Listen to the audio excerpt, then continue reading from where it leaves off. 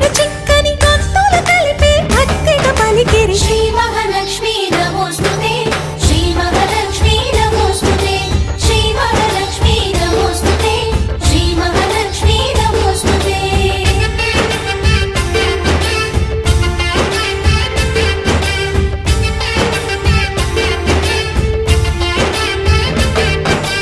నిద్దురలేవమ్మా తల్లి నిద్దురలేవమ్మా పసుపు కుంకుమతో భక్తులు వేచినారు